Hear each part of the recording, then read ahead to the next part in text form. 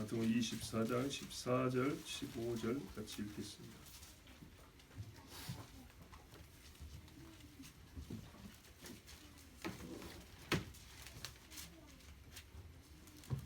시작. 이 천국 복음이 모든 민족에게 증언되기 위하여 온 세상에 전파되리니 그제야 끝이 오리라. 그러므로 너희가 선지자 다니엘이 말한 바 멸망이 가저한 것이 거룩한 곳에 선 것을 보거든 읽는 자는 깨달을진저. 아멘.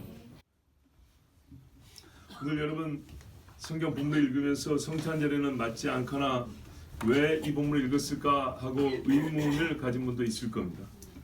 오늘 이 말씀을 읽은 이유는 오늘같이 이렇게 즐겁고 복된 성탄절을 지키고 싶기 때문입니다. 아름답고 하나님 앞에 우리가 마음껏 예배할 수 있는 성탄절을 보존, 유지하고 싶어서입니다. 오늘 아침에 중국 상해에 있는 자매로부터 문자가 왔는데 정말 하나님의 섭리는 얼마나 정확한지 이 설교를 저는 준비해놓고 혹 우리 성도들에게 정말로 하나님 제 본 마음이 잘 전달되기를 그렇게 새벽에 기도했는데 오늘 아침에 아까 예배 직전에 문자가 왔어요. 중국에서는 성탄절이 없습니다. 평일입니다. 똑같습니다. 공식적으로 기념하고 말하고 예배하고 하지 못합니다. 그러나 개인적으로 예배하고 그렇게 지키겠습니다. 한국에서 자유롭게 즐겁게 하나님을 찬양했던 날이 그립습니다. 이렇게 문자가 왔어요. 야, 오늘 전하려고 계획한 이 말씀에 실제 이 말씀이 필요한 그 날에 매우 부분적이지만 오늘 보고 있기 때문에 우리가 현재 그런 나라도 있고 그런 곳도 있다는 것을 알고 있기 때문에 하나님께서 이 말씀을 주심이 확실하고 우리에게 필요한 말씀이구나 라는 마음이 들었습니다.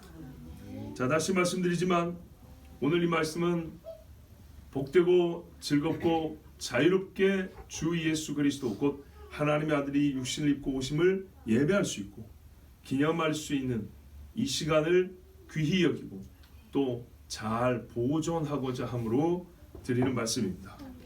만약에 우리가 예배할 수 없다면 어떻게 하겠습니까? 또는 예수가 아닌 다른 일을 예배해야 한다면 여러분 어찌하겠습니까? 이날 물론 25일이 정확히 맞는 날은 아닙니다.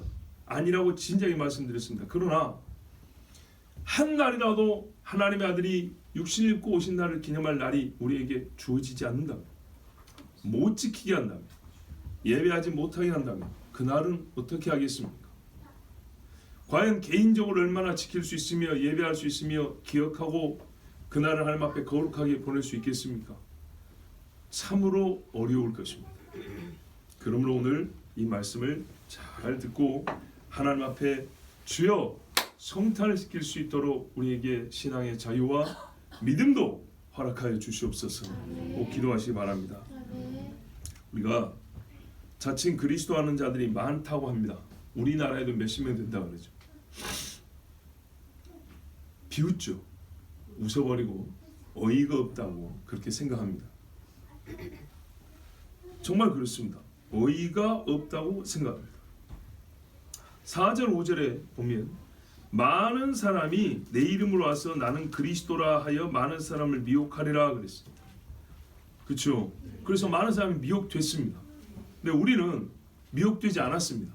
그래서 이 많은 사람에 들지 않음에 감사하고 미혹된 많은 사람들을 어이없다는 등 또는 참 안타깝다는 식으로 비웃기도 하고 또 판단하기도 하고 주변에 그런 사람 있으면 권하여 돌아오게 하기도 하고 그렇습니다. 그렇죠?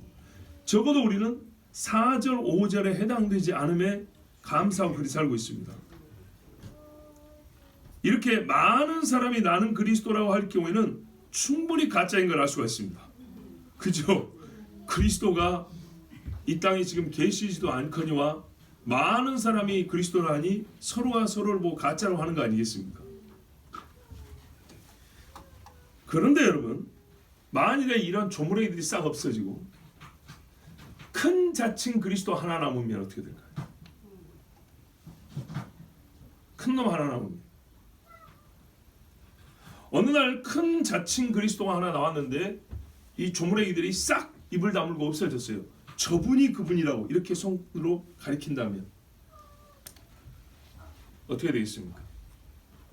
그 많은 자칭 그리스도를 따르던 사람들이 그리스도를 안 따르게 될까요? 아니면은 그 한 사람을 향하여 다 몰려갈까요? 후자의 가능성이 크죠. 제가 오늘 이 말씀을 전한 이유가 바로 여기 있습니다. 만일 그런 날이 온다면 그 해의 성탄절은 어떻게 지킬 것인가? 어떻게 지킬까요? 전 세계 사람들이 가짜 그리스도 곧 적 그리스도 그리스도라고 믿는 한 인물이 나온다 했습니다.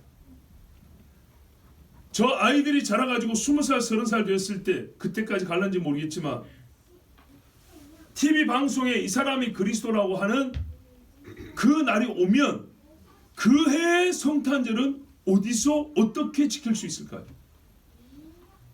한번 상상해 보셨습니까? 결론을 말하면 사탄 축제가 일어날 겁니다. 어디서요? 예루살렘 성전에서 사탄 숭배가 일어날 겁니다. 하필 그날 성탄절 또는 부활절 이런 절기마다 뺏어가면서 사탄 숭배가 일어날 겁니다.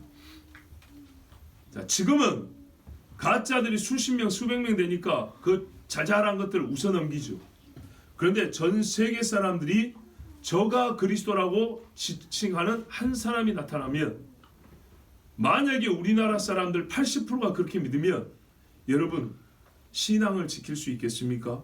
성탄절 아침에 예배한다고 이렇게 모일 수 있을까요? 코로나도 못 이기는데 저 그리스도를 이길 수 있을까요? 심각하게 들으셔야 됩니다. 무관심하거나 설마하거나 저 먼 이야기 남의 이야기로 들으면 안 됩니다.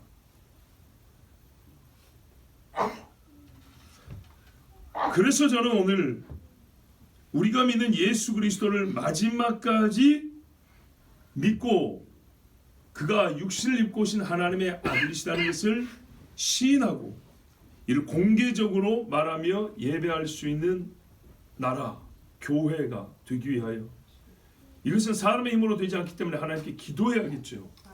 그래서 저 바벨론과 페르시아에도 신앙을 지켰던 다니엘이나 에스더 모르드게처럼 기도해야 될 제목을 하나 여러분에게 더 드리고자 이 아름답고 복된 성탄절의 이 하루를 지킬 수 있게 하려고 오늘 이 말씀을 드립니다.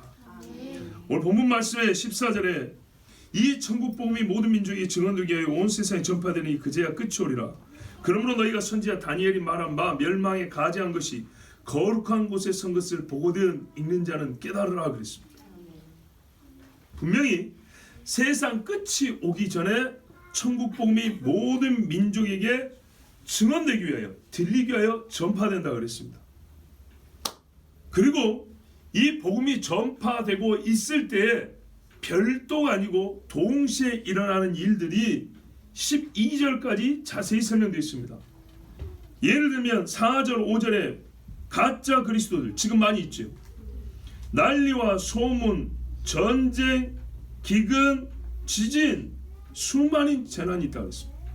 며칠 전에 일본하고 미국에서 동시에 화산 폭발했지요. 들으셨습니까? 이런 일들이 있는 중에 복음이 증거되는 겁니다.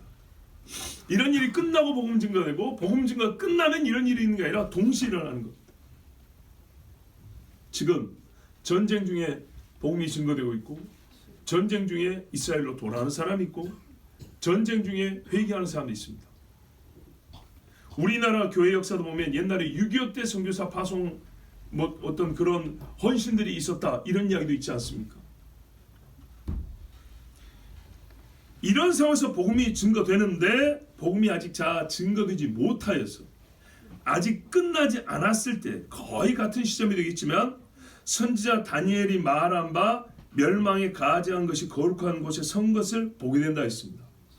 보세요 어떻게 연결되는가. 14절에 그제야 끝이 오리라 그러므로 그랬어요.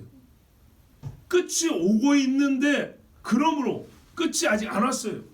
그러므로 그 끝이 오고 있는 그 와중에 복음이 증거되는 그 와중에 깨달아야 될 게 하나 있다는 거예요. 잘못되면 다른 복음을 전해야 되죠. 무슨 말이에요? 저 그리스도가 그리스도라고 성경에 써 있는데 내가 잘못 알게 되면 저 사람을 믿으라고 말할 수도 있겠죠. 복음이 증거되고 있고 세상에 환란이 있는 동안에 그 와중에 깨달아야 될 게 하나 있는데 너희가 옆을 보면 예루살렘이 보일 것인데 거기에 이미 사탄이 서 있을 것이다 그 말입니다. 왜 그러냐? 만약에 유대에 있는 사람들이 이때 이미 복음을 듣고 다 회심을 했다면 적그리스도를 세울 일도 없고 도망갈 일도 없습니다. 그런데 이런 환난을 겪을 때야 아차 우리가 잘못했구나 하고 도망가 피해 숨는 중에 하나님을 부르짖는단 말이에요. 멸망에 가증한 것이 거룩한 곳에 서다. 멸망에 가증한 것은 뭐고 거룩한 곳은 어디인가요? 사실 우리는 여러 번 들었기 때문에 압니다. 적그리스도가 멸망에 가증한 것이고 그 형상, 우상이 될 것이고 거룩한 곳은 다시 세워질 예루살렘 성전입니다. 우리가 이 결론을 알고 있지만은 문장으로 한 문장으로 결론 말해서 안 되고 그 실체, 그때의 실제 상황을 아는 것이 중요하기 때문에 다니엘이 말한 바 그랬으니 다니엘에 어떻게 기록되는지 우리 다시 한번 살펴보도록 하겠습니다. 참고로 몇 년 전에 다니엘 설교를 여러 번 했는데 그 중에 오직 한 가지 환상으로 인하여라는 설교가 있고 문 앞에 엎드린 네 번째 짐승이라는 설교가 있습니다. 이 설교가 참고가 될 것입니다. 다니엘서에는 여러분 몇 가지 환상이 기록되어 있습니다. 한마디로 이 땅에 세워졌거나 세워질 사탄의 제국들 그리고 그 제국을 다스리는 왕들에 대한 예언입니다. 먼저 2장에 보면 신상이 등장합니다. 해석이 거의 공통된 해석은 뭐냐면 바벨론 머리 금, 은, 페르시아 그 다음에 동, 헬라 쇠, 저 밑에 흙하고 섞인 것 로마 이렇게 봅니다. 이게 신상으로 나타납니다. 그 다음에 이 신상을 짐승으로 형성하여 다시 보여줍니다. 그들이 이건 정적이잖아요. 그죠? 활동하는 것. 그 제국들의 특징을 보여주는데 이 쇠, 재질로 특징을 보여줬다면 이제는 그 힘과 파괴, 방향, 생김새, 성질을 가지고 보여줍니다. 그게 어디냐면 다니엘서 7장에 나오죠. 동일 본질이지만 이 두 가지는 하나의 적그리스도적 계보를 잇는 제국들입니다. 어떻게 깨집니까? 2장에서는 뜨인 돌이 와서 발을 쳐버린다 했어요. 신상이 발이 돌에 맞아 깨져버립니다. 그러니까 바벨론부터 저 밑에까지 계속 이어지는데 마지막에 치니까 처음부터 내렸던 그 영적 계보를 가지고 있는 제국이 한 번에 무너지는 겁니다. 그리고 이 신상을 깬 돌은 태산을 이루고 그리스도의 나라를 형상화 보여줍니다. 7장에 가면 인자가 나타납니다. 하나님의 영원한 권세를 가진 인자가 나타나서 이 짐승의 제국을 무너뜨리고 하나님의 나라를 세우는 그 말씀이 있습니다. 그래서 다니엘 7장에 나오는 이 인자가 그리스도 예수님이 항상 자기를 가리켜 말한 인자가 이 말입니다. 적그리스도의 제국에 특히 7장 7절 8절에 보면 짐승의 모양이 머리와 그 뿔 보면 요한계시록 13장의 적그리스도와 일치합니다. 아시겠죠? 자, 그러면 2장의 나라들의 끄트머리 로마인데 7장에 가면 짐승으로 형성하는데 이 마지막 짐승이 바로 이 로마하고 연결될 것인데 이 짐승은 또한 요한계시록 13장으로 연결돼서 어떻게 해요? 마지막 제국인 로마적인 나라가 적그리스도의 제국으로 다시 나타난다는 겁니다. 그래서 요한계시록 보면 죽었다. 옛적에 있던 왕이 다시 나타나고 죽은 것 같은 것이 다시 나타난다 그랬어요. 근데 로마가 두 개로 갈라지면서 양다리처럼 갈라지면서 하나하나 신성 로마 제국이라고 했습니다. 신성 로마. 우리가 신학 대학원을 말하면 디바인 이렇게 말합니다. 신성의 이렇게 말합니다. 디비니티. 신학 대학원. 그것처럼 디바인 로만 엠파이어입니다. 신성한. 그러니까 무슨 말이에요? 하나님이 세운 이런 말입니다. 해석하면 하나님이 세운 로마 제국. 하나님이 로마 제국을 세웠나요? 물론 세상 나라를 다스리지만은 자기들을 가리켜 세상에 있는 하나님 나라라고 지칭한 게 바로 신성 로마 제국입니다. 그 신성 로마 제국의 후예들이 현재 독일, 프랑스 이런 나라들입니다. 이탈리아 이런 나라들. 자, 지금 유럽으로 이렇게 연합되어 가고 있죠. 또 어디 가서 우리 목사 그러는데 유럽 연합이 적그리스도 나라라 이렇게 말하면 곤란합니다. 그렇게 말하지 않았어요. 전체의 흐름과 성격을 얘기한 거예요. 분명히 이 마지막 로마를 형성한 짐승은 이 짐승은 적그리스도를 가리키는 요한계시록 13장하고 일치합니다. 이렇게 이제 제국적 차원에서 마지막에 있을 예언이 주어진 후에 다니엘서에 보면 이 제국의 수장들이 있어요. 예를 들어서 바벨론은 제일 유명한 자가 느부갓네살 왕인 것처럼 헬라에는 누가 있습니까? 알렉산더가 있었죠. 그런 것처럼 마지막에 있을 이 사탄의 제국의 수장을 가르쳐줍니다. 대장을 가르쳐줘요. 그 적그리스도에게 이제 이 인물에 주목하여 우리를 가르쳐주려고 환상을 또 보여줍니다. 어디서부터 나타나냐면 8장에 보면 두 나라가 나오는데 하나는 페르시아요. 하나는 헬라입니다. 고대에는 동방이 서방을 치다 그랬습니다. 예를 들면 영화 300 같은 이런 액션 영화도 보면 어떻게 되어 있습니까? 고대 페르시아가 헬라를 치러 가는 영화입니다. 그것을 헬라의 군인 300명이 막았다 어쩌니 이런 이야기죠. 어디서 어디를 친다고요? 동방이 서방을 친다고. 옛날에 당나라에도 서방을 원정 간다고 뭐 누구죠? 이름이 생각 안 나는데 정 누구의 뭐 원정 뭐 이런 말이 있었는데 근데 언제부터 서방이 헬라를 아니 동방을 쳤다고요? 알렉산더. 헬라의 알렉산더부터입니다. 자, 보십시오. 이쪽에 양이 있다 그랬어요. 동방에 양이 있는데 두 뿔이 있더라 그랬어요. 두 뿔 중에 한 뿔이 더 크더라. 메데와 페르시아가 연합해가지고 페르시아를 만들어서 페르시아로 이름을 붙였습니다. 그래서 성경에 바사 한쪽 뿔이 더 큰 겁니다. 두 뿔인데 한쪽 뿔이 더 큽니다. 그리고 옛날 페르시아는 희한하게 양 문장을 가지고 군인들이 전쟁에 나가기도 했어요. 그 양뿔 두 개입니다. 메데와 페르시아인데 하나가 더 커. 페르시아가 더 커서 이름을 페르시아로. 얘가 서방으로 들이받습니다. 근데 서쪽에서 뭐가 나오냐? 순염소 하나 나옵니다. 받아? 그래 한번 해보자고 나오는데 이 염소에는 뿔이 이만하게 큰 게 하나 있더라. 무지하게 큰 게 하나 있다. 그러면서 뭐라 하냐면 이거는 헬라에서 나오는 첫 번째 왕이니 이랬어요. 그 누군가요? 알렉산더입니다. 대왕 알렉산더. 그런데 이게 와가지고 빡 쳐버리니까 양이 꼬꾸라지고 지더라는 거예요. 그래서 어떻게 해요? 저 동방까지 인도 앞에까지 정복이 나가죠. 지중해를 정복하고 가나안 땅을 비롯해서 현재 페르시아나 인도까지 들어갑니다. 그러나 알렉산더는 30대 초반에 죽습니다. 병 걸려 요절합니다.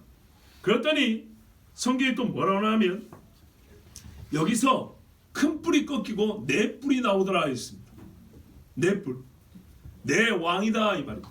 실제로 알렉산더가 죽은 다음에 그 수하의 장수들이 헬라 제국을 네 개로 쪼개로 가집니다. 본래 헬라 쪽 마케도니아 쪽에 유럽에 하나, 그 다음에 우리가 말하는 시리아 가나안 땅 쪽이 하나, 이집트 아프리카 쪽이 하나, 그리고 저쪽 동방이 하나.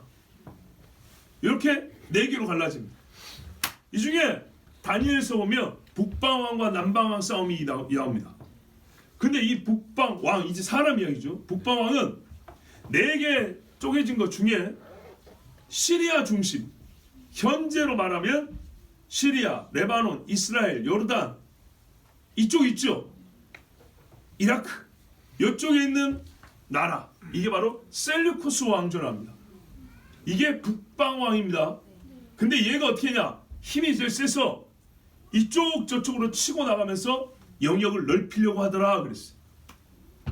그리고 남방왕이 누구냐? 역시 남쪽에 있는 애굽 쪽에 있는 알렉산더의 한 부하가 세운 나라입니다. 나라라기보다는 지분이죠. 4개 중에 하나. 거기가 바로 프톨레미 왕조입니다. 자, 요 두 개가 북방왕과 남방왕이 싸웁니다. 다니엘서는 많이 나오죠. 둘이 막 싸웁니다. 그런데 대개 어떻게 하냐면 북방왕이 넓히려고 남쪽으로 쳐들어가는 형국입니다. 근데 성공을 했니 못했니 이런 이야기가 이제 반복돼 나옵니다. 그리고 한 번은 이런 일이 있었어요. 이 이제 셀류쿠스 왕조 중에 이름이 안티오쿠스라는 이름을 가진 왕이 나옵니다. 자, 왕조는 쉽게 말하면 성씨고요. 이름은 그 성씨를 가진 개인 인물이에요.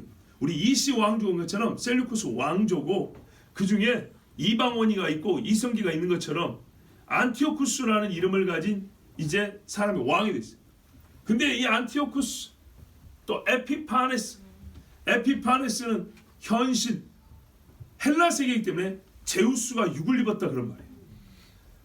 왜 그냥 이 사람은요 4개 중에 제일 셌기 때문에 뭡니까는 알렉산더 뒤를 이어서 나름대로 세상을 헬라화 시키고 싶었어요. 헬레니즘화 시키고 싶었어요. 그래서 어떻게 해요? 정당성과 권위를 입교하여 스스로 말하기를 나는 제우스가 사람이 되었다라는 이런 성육신 개념을 가지고 그게 헬라말로 에피파네스. 그래서 안티오쿠스 에피파네스. 안티오쿠스지만 제우스가 사람이 된 안티오쿠스. 근데 그런 이름을 가진 인간이 4명이나 나왔어요. 그 중에 4번째. 그래서 4세라고 그래요. 4번째. 이스라엘 이름에도 보면 여로보암이 2번 나와요. 그래서 여로보암 2세 이렇게 나오는 겁니다. 자, 4세라는 말은 4번째다 그런 말입니다. 안티오쿠스 에피파네스가 이름을 가진 4번째 왕이 나왔는데 이 사람이 특별히 다니엘서에 나오는 북방왕입니다. 9장 11장 이어지는 그 사람입니다. 근데 이 사람이 어떻게 하냐? 대표적인 사건이 하나 있는데 잘 보세요. 남쪽으로 쳐들어가는데 맨날 실패를 했어요. 그러다 한 번은 로마가 제지를 했어요. 다니엘서 보면 기띔에서 배들이 제지했다는 말이 나와요. 기띔, 지중해 있는 섬입니다. 로마가 이미 지중해를 먹었어요. 이때가 언제냐? 주전 200년에서 160년 어간입니다. 168년 요쯤 될 때입니다. 그러니까 여러분 로마가 이미 일어나가지고 옛날 헬라 세계를 먹고 지중해로 패권을 넓혀가던 때입니다. 이제 로마와 헬라의 남은 세력이 싸울 때, 그러니까 이 북쪽의 안티오쿠스가 이집트를 먹으려고 들어가는데 로마가 중간에 제지를 딱 합니다. 건들지 마라. 만약에 저기를 치면 우리와 싸워야 될 것이다. 싸울만 하지만 역사적으로 보면 여러 번 싸워요. 그렇지만 로마는 꽤나 부담스럽기 때문에 이 안티오쿠스가 한번 생각해 본다 그럽니다. 그런데 헬라의 로마의 황제도 아니고 장군 중에 하나가 이 안티오쿠스 옆에 원을 딱 그린 다음에 이거 벗어나면 우리가 싸우는 거다. 뭐 하여튼 이런 식으로 해가지고 매우 굴욕적으로 군대를 후퇴시킵니다. 화가 났죠. 잘 보시면 이게 왜 중요한가 이야기 이제 들으면 나옵니다. 이 안티오쿠스 화가 나가지고 어떻게 했냐? 오는 길에 예루살렘 들어갑니다. 그래서 단방에 유대인 8만 명을 죽여버립니다. 어마어마한 숫자예요. 고대 기준으로 무지하게 많은 숫자입니다. 그런 다음에 어떻게 했냐? 제단에 하나님 앞에 제단에 양이나 소를 바쳐야 되잖아요.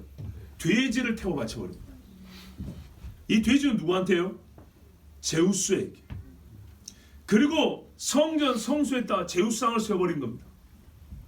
이게 다니엘서에 나오는 멸망의 가지한 것 더러운 것입니다.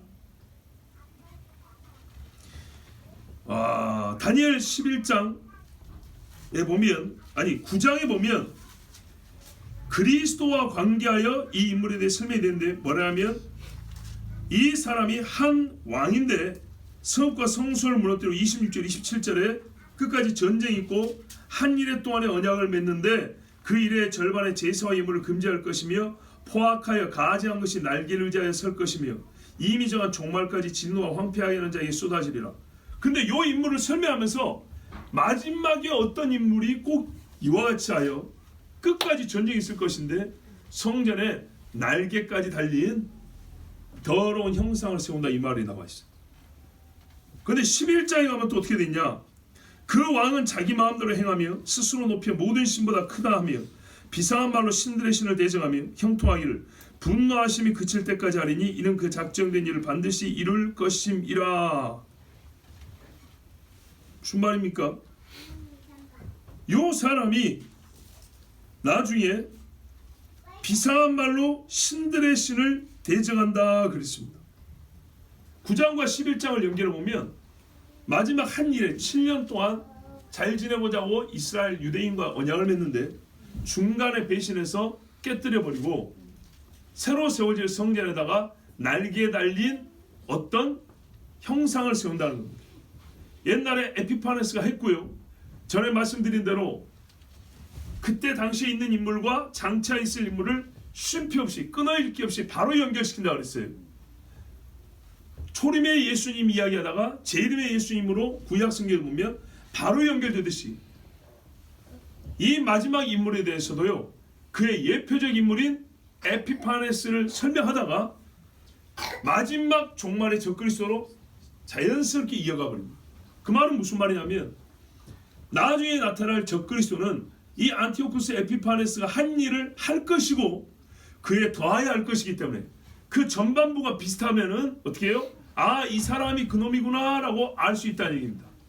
그런데 옛날에 그랬던 것처럼 마지막 때 이놈도 기름 부은 자, 곧 예수님과 관계하여 상관하여 자기를 높이면서 예수님을 비난하고 죽이는 자의 역할을 하면서 예수님이 계셔야 될 성전에 자기를 높이는 형상을 세우고 사람들로 하여금 자기를 경배하라 한다는 겁니다. 그러면서 스스로 말하기를 내가 신 중의 신이고 내가 하나님이고 하늘에 있는 저 뭐 하면서 욕을 해가면서 신성모독하는 말을 한다고 그랬어요. 근데 여러분 요한계시로 보면 적그리스도가 뭐라고 합니까? 하늘에 있는 하나님과 성소와 천사들 거룩한 자들을 어떻게 해요? 욕한다 그랬죠. 그 마지막 짐새는 신성모독하는 입이 있고 이마에는 더러운 것이 쓰여져 있다 이렇게 돼 있죠. 그리스도의 인침받은 자는 어린 양의 이름이 여기 있는데 이 짐승에게는 하나님을 모독하는 입술과 신성 모독하는 말들이 이마에 쓰여 있다고 그랬어요. 꼭 그 사람이 바로 이 에피파네스가 보여준 인물, 적그리스도. 근데 에피파네스가 한 짓이 바로 적그리스도가 할 일의 전조로서 예표로서 그가 실제로 이스라엘에 와서 성전에서 그런 짓을 했고 이제 장차 그런 인물이 또 나온다고 이렇게 말합니다. 그런데 재미있는 거는 이 인물이 어디 쪽에서 나옵니까? 헬라의 남은 세력에서 나오죠. 그런데 현재로 보면은 시리아 지역에서 나오죠. 그렇죠? 그 이사야에서는 아수르 사람이라 이렇게 부른다고 했죠. 근데 유다인들에게 그리스도는 반드시 유대인이어야 되죠. 그래서 제가 여러분에게 전부터 이렇게 말했던 겁니다. 혈통적으로는 유대인 피가 반드시 섞여 있어야 되고 출생지는 꼭 유대가 아닐 수도 있어요. 여러분 미국 태생 유대인도 있고요. 그렇죠? 중국 태생 유대인도 있어요. 아마 시리아 쪽에 이라크나 시리아 현재 중동 지역 어디서의 태생일 수도 있어요. 그런데요 정치적으로는요 로마적 배경을 가지지 않고는 할 수가 없어요. 즉 유럽적 배경을 가지고 유럽적 힘을 가지고 권력을 행사해야지. 여러분 중동 권력 갖고 세계를 지배할 수 있습니까? 어림도 없는 이야기죠. 이렇게 복합적인 인물, 그래야 전 세계 사람들을 이쪽 방향이든 저쪽 방향이든 또 여러 차원에서 사람들을 포섭하고 이끌 수 있겠죠. 하여튼 그런 복합적인 인물일 가능성이 크다 그랬어요. 근데 그가 한 일은 분명히 뭐냐? 평강의 왕 자처하면서 세상을 평화롭게 하라. 왜? 전쟁이 많기 때문에. 그래서 한 일해 동안에 평화롭게 지내자. 그러니까 어떻게 해요? 예루살렘에서 성전이 세워지고 하나님께 제사가 드려질 수 있죠. 지금 같은 시국에서 가능합니까? 가봐서 알지만은 아랍 경찰들이 거기 있어요. 이스라엘 군인 아랍 경찰들 같이 있다고요.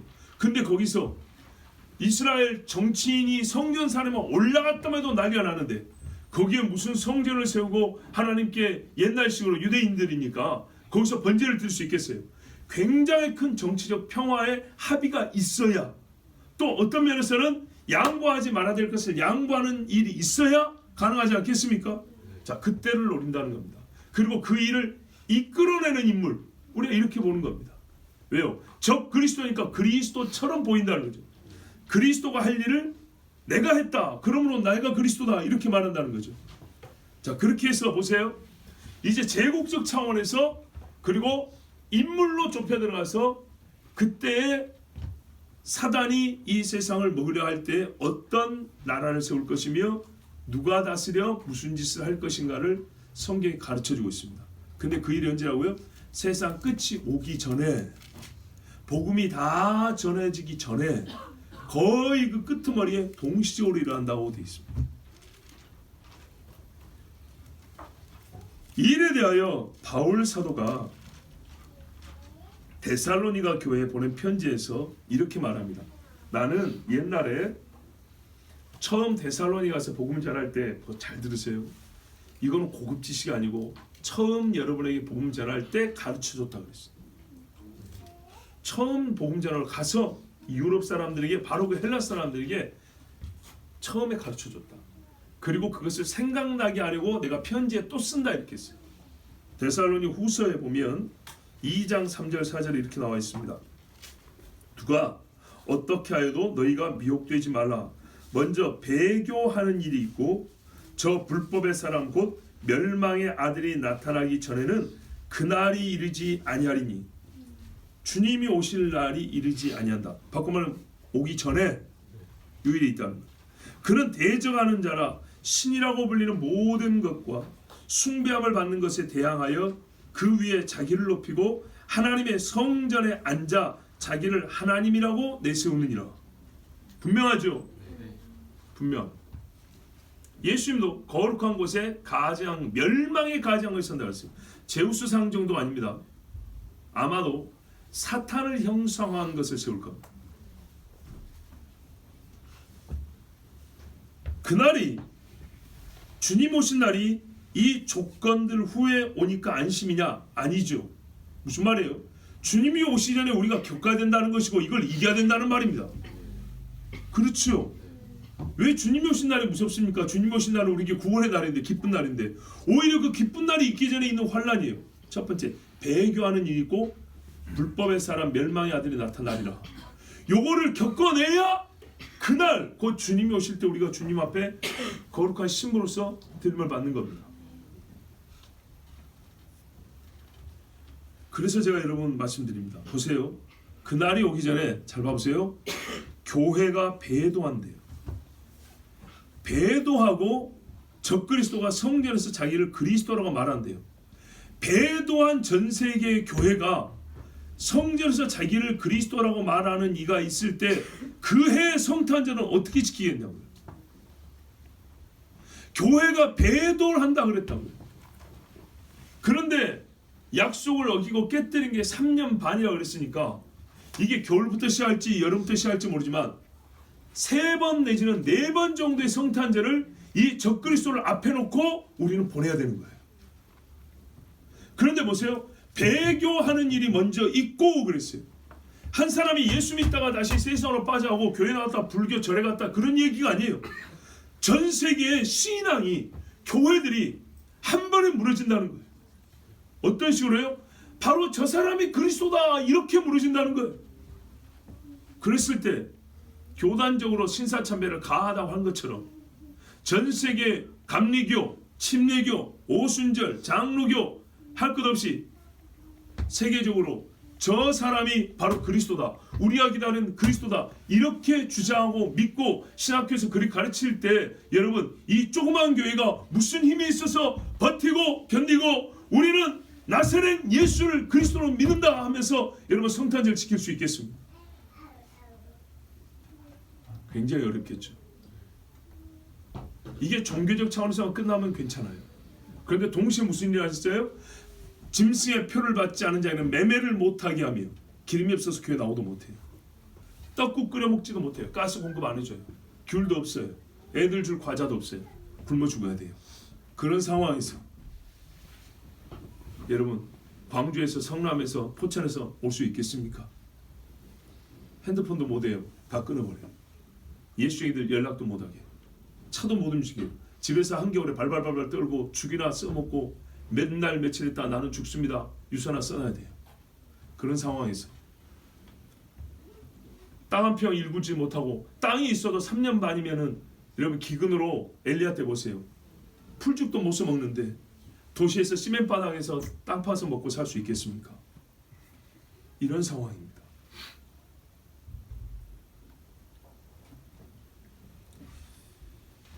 그래서 여러분 제가 이 세상에 있을 여러 가지 일 중에 이 무서운 일 한 가지를 생각하면서 여러분 오늘 이 말씀을 전합니다.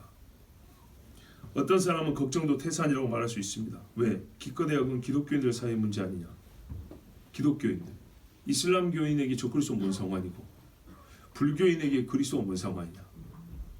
아직 전 세계에 예수 안 믿고 소위 기독교 세계에 들어오지 않은 사람이 수십억 명이다. 그건 우리 기독교인들만의 문제가 아니겠냐. 아니라 그랬습니다. 세상 돌아가는 형국을 전혀 모르는 사람의 말입니다. 역시 몇 년 전에 제목은 생각 안 나는데 이런 설교한 적이 있습니다. 전 세계가 나중에는 기독교 세계가 될 것이다. 왜? 적 그리스도를 믿는데 그리스도가 한자로 기독이거든요. 그리스도교 세상이 된다고요. 전 세계가. 그러면은 전제 조건이 뭡니까? 종교 통합이 일어나야 됩니다. 그런데 여러분 지금 이미 일어나고 있지 않습니까? 종교 다원주의는요 60년대 70년대 이야기입니다. 지금은 어떻게 하냐? 종교 통합 시대입니다. 종교가 하나가 되어야 한다. 그 이야기가 나온 지 벌써 오래됐습니다. 그리고 이미 세계적으로 협의가 이루어지고 있습니다. 근데 문제는 이거죠. 여러분 학교를 통합하기에도 어느 학교가 중심이 될 거냐? 왜? 사라지는 학교는 교수들 밥그릇 문제가 있거든요. 직원들. 그러니까 어디로 중심으로 통합할 거냐 이런 것처럼 세계 종교를 통합하려면 하나로 모여야 되겠죠. 근데 여러분 나머지 종교를 싹 없애면서 하나로 모이기가 쉬울까요? 불가능합니다. 그럼 불가능합니다. 뭐 어떻게 해야 될까요? 하나 종교가 나머지 종교를 흡수해 줘야 됩니다. 인원을 흡수한 게 아니라 교리를 흡수해 줘야 됩니다. 니도 맞다, 니도 진리다 이렇게 흡수를 해줘야 됩니다. 그래서 통합된 종교에는 이슬람교 교리도 들어있고 불교 교리도 들어있고 힌두교 교리도 들어있고 온갖 잡신 교리가 다 들어가서 예수 받아주고 하나로 모으고 마크는 뭘로요? 십자가로. 이게 기독교 중심의 세계 통합입니다. 그걸 누가 할까요? 다행히 장로교는 안 합니다. 침례교도 안 합니다. 누가 하냐? 로만 카톨릭.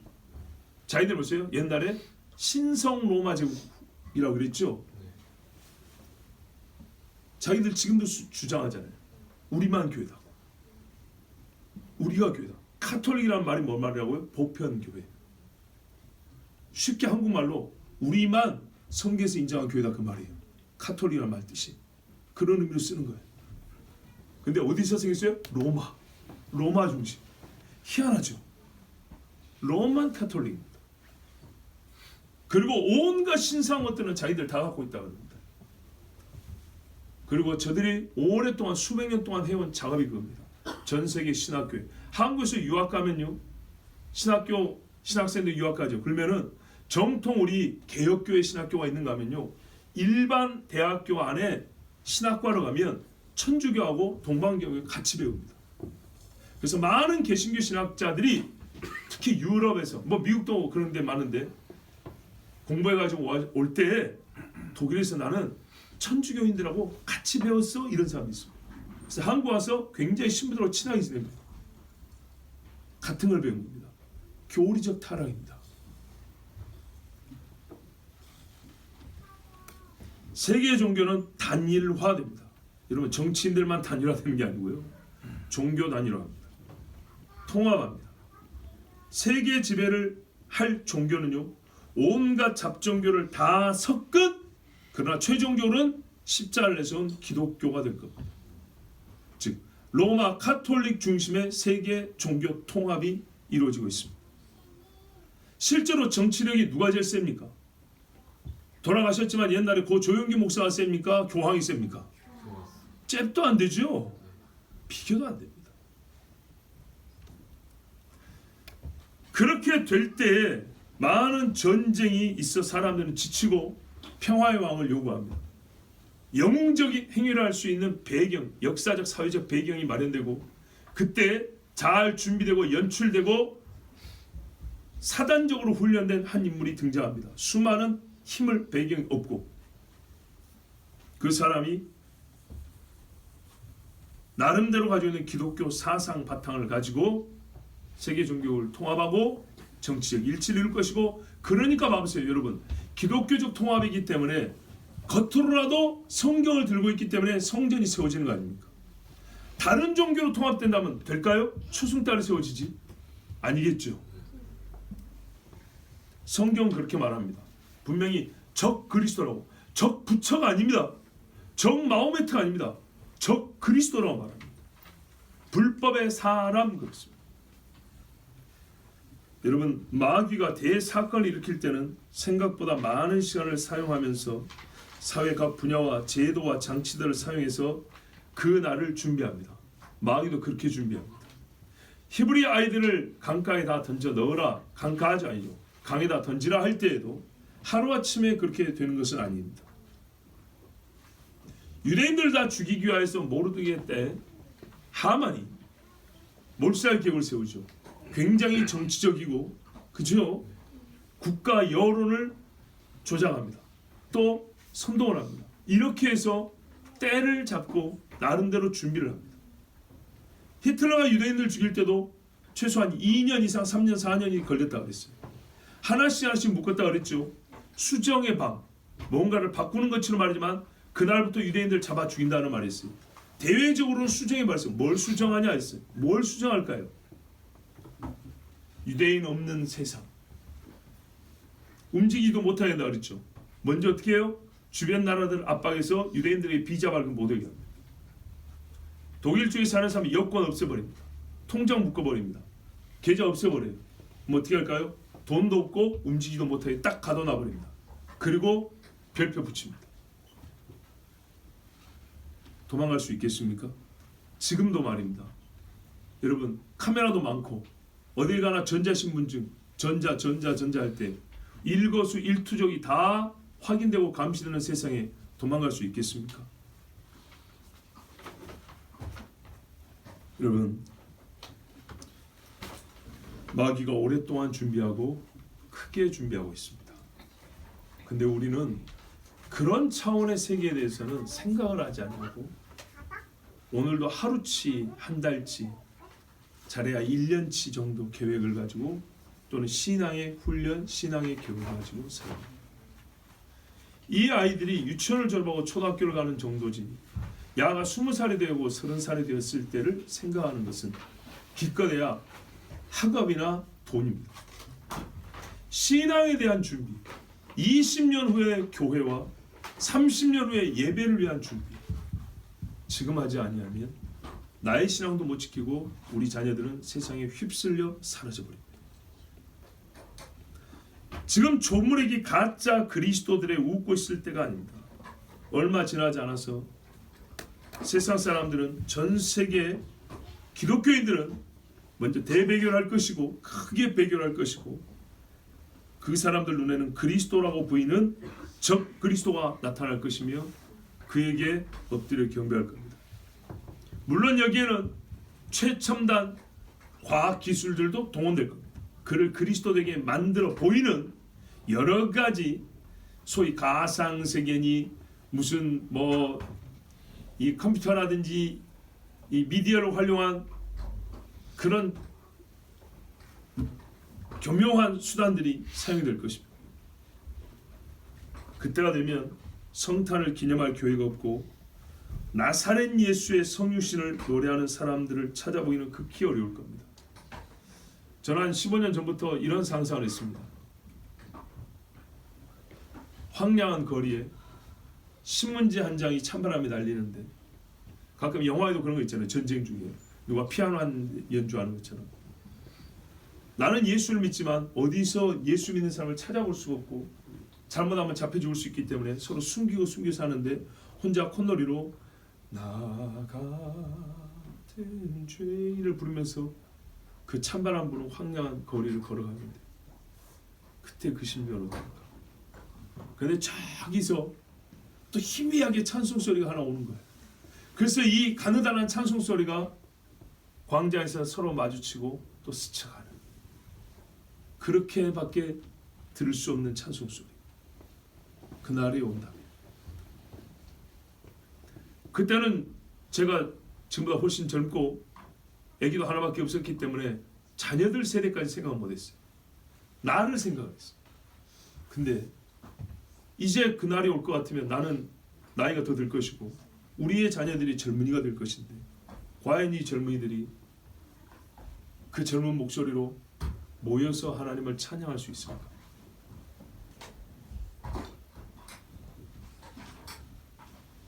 짐승이 성전에서 자기를 그리스도라 하며 경배하라는 그날은, 사람들이 성경에 또 뭐라면, 그때는 사람들이 나를 미워하여 너희를 죽는 데 내어주고 잡아주리라 이랬어요. 동시에 일어납니다. 참 그리스도는 심히 미워하여 참 그리스도를 말하는 사람들은 잡아 죽인다 그랬어요. 그러면서 적 그리스도는, 저게 진짜 그리스도니까 저기 가서 경배하라.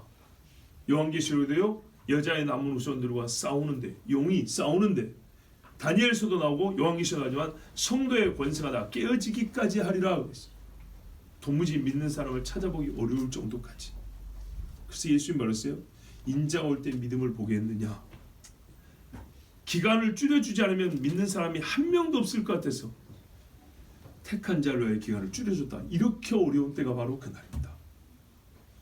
과연 여러분 생각해 보십시오. 그날에도 날짜는 가고 12월 25일 옵니다. 분명히 날짜가 맞는 날은 아니지만 그래도 성육하신 하나님을 기념하고 우리가 경배하는 날입니다. 어김없이 날짜는 돌아올 것인데, 과연 그날에는, 더하여 부활절에는 누구를 노래할 수 있을까요?